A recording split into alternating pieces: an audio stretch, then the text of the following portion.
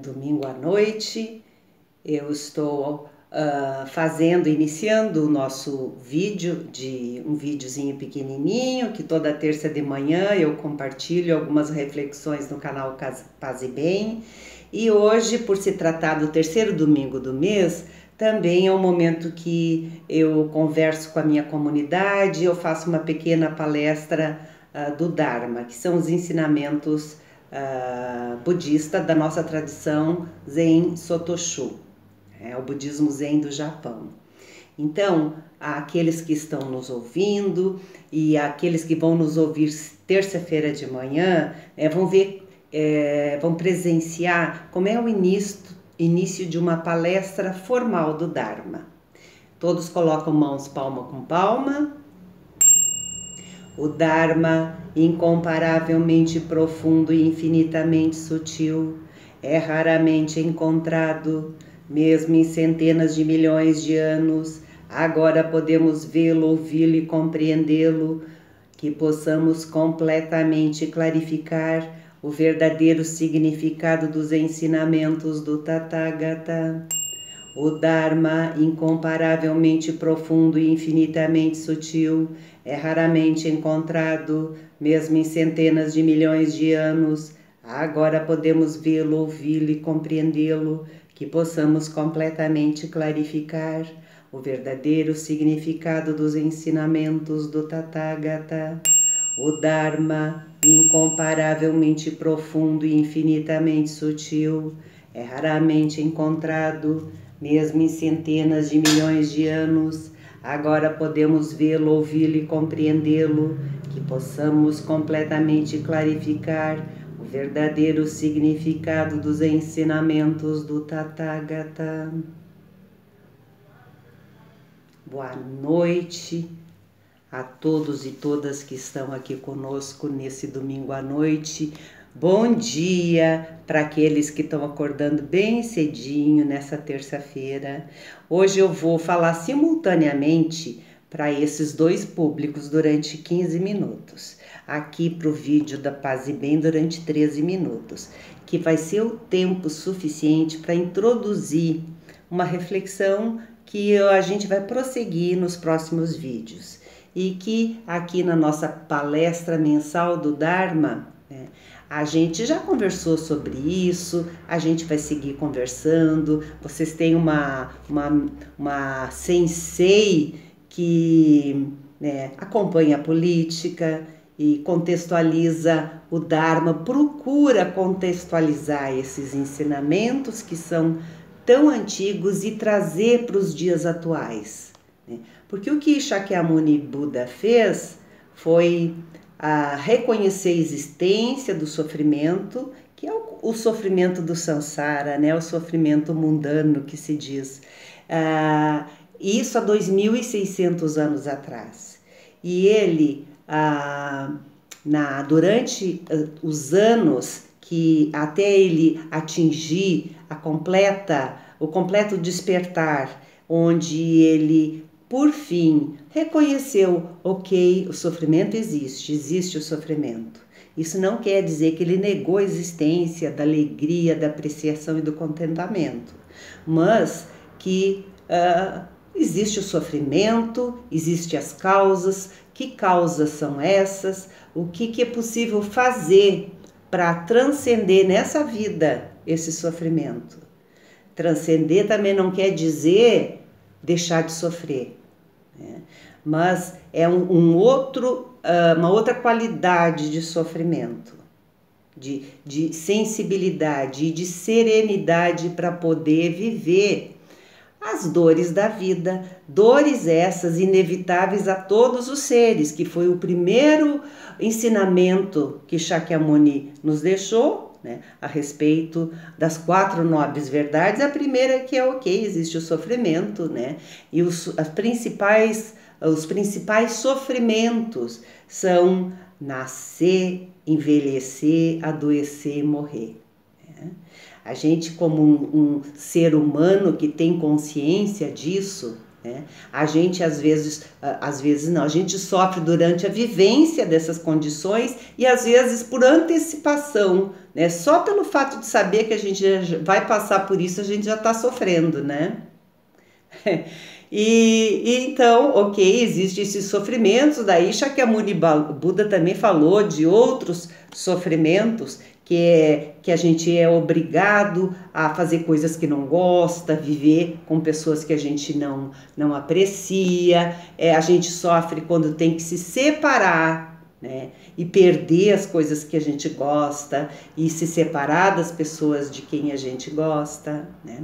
E o Buda identificou que as principais causas para o sofrimento mundano, né, esse sofrimento que a gente diz o samsara, né, é ambição, raiva e ignorância. Né? E se a gente trazer essas causas desse sofrimento para as outras eras que vieram e possivelmente para as eras que houveram antes de Shakyamuni Buda, vamos considerar a idade mais ou menos da civilização, né? 12, 13 mil anos, né? Esse sofrimento sempre existiram e haverão de existir. Tem épocas e lugares onde há mais ou menos sofrimento, porque Shakyamuni Buda também falou sobre as calamidades. Ele falava das calamidades menores e as calamidades maiores. Ele falava que ele referia que as calamidades menores eram guerras, peste e fome, que sempre houve na humanidade, né? E agora a gente está bastante impactado, né? Porque a gente está, como ocidentais, vivendo uma situação de uma potencial terceira guerra mundial, né? Isso nos aproxima dessa calamidade e gera uma tensão para quem está longe e para quem está dentro, já está vivendo a dor dessa calamidade. E as calamidades maiores, ele falava, aqui, me perderam aqui na imagem, nas calamidades maiores, Shakyamuni Buda falava em fogos, tempestades e enchentes. E como a gente está vivendo isso, né? Fogo, ano passado, ano retrasado, os incêndios acabaram com o Pantanal, coisa impensável, né? Os incêndios que aconteceram na Austrália, os incêndios na Espanha, em Portugal, né? Terríveis, né? Então a gente também vive uma época de calamidades. Talvez, né? Naquela época, Shakyamuni Buda considerasse calamidades como calamidades da natureza, que ok, existem. Por exemplo, em 2011, o tsunami, né, do Japão, que foi uma tragédia tão grande, isso é uma calamidade que tem a ver com os movimentos, que tudo é transformação, a Terra também está se transformando. E foi ali 2 placas lá que se encontraram, se desencontraram, não sei, né? Mas esse tipo de calamidade que agora há pouco eu falei, incêndio, tempestade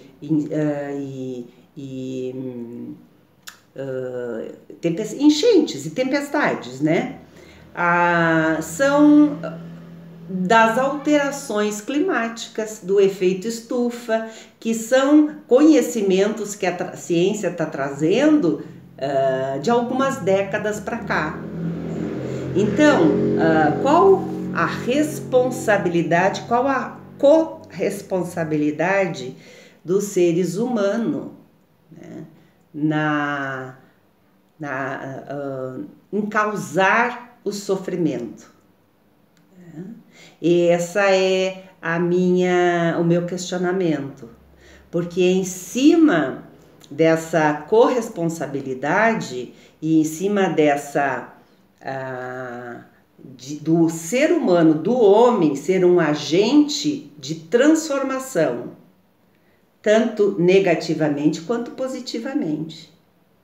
E o que o budismo pode fazer, até onde ele alcança, para potencializar a ação transformadora do homem no sentido positivo.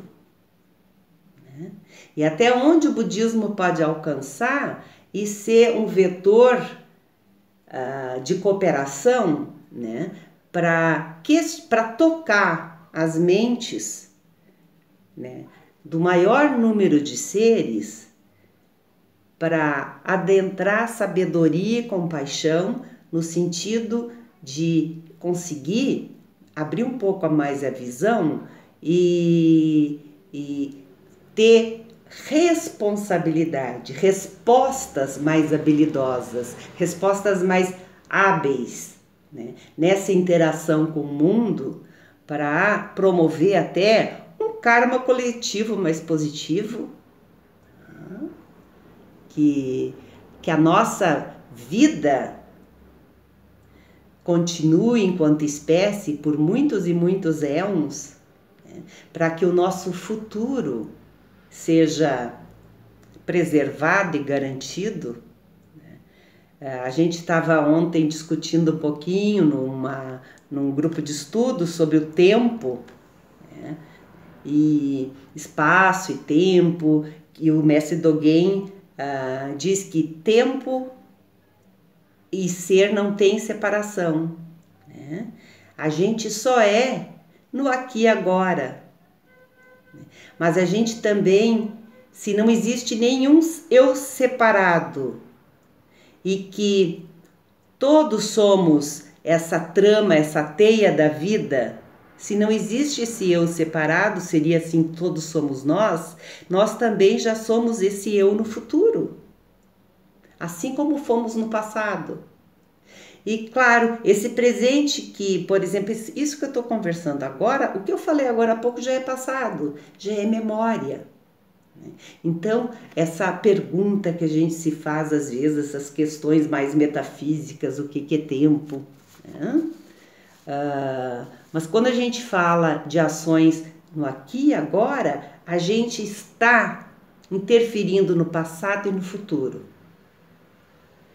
tanto beneficamente quanto negativamente, né?